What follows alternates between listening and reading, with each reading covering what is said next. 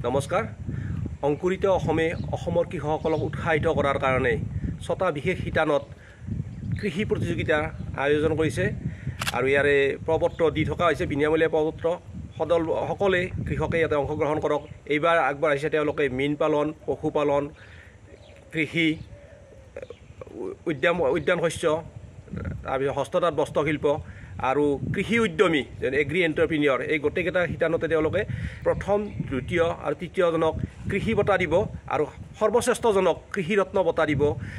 2024 চনত এই কৃষি ৰত্ন বঁটাটো অংকুৰিত অসমে মোক সন্মান সহকাৰে দিছিল, যিটোৱে মোক আজিও গৌৰৱান্বিত কৰে। অৰ্থাৎ 2024 কৃষি ৰত্ন বঁটা পোৱা কৃষক মই তপন দত্ত বৰুৱা। নমস্কাৰ। আহক এবাৰ 2025 আকৌ কৃষি ৰত্ন বঁটা আপোনালোকৰ বাবে অপেক্ষা কৰি আছে। জাষ্ট অংশগ্ৰহণ কৰক আৰু এখন মঞ্চত এখন ধুনীয়া নাম এটা অংকুৰিত অসম, আৰু বঁটাটোৰ নামটো ক'বই নালাগে, কৃষি ৰত্ন বঁটা।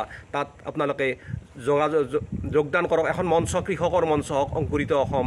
ধন্যবাদ।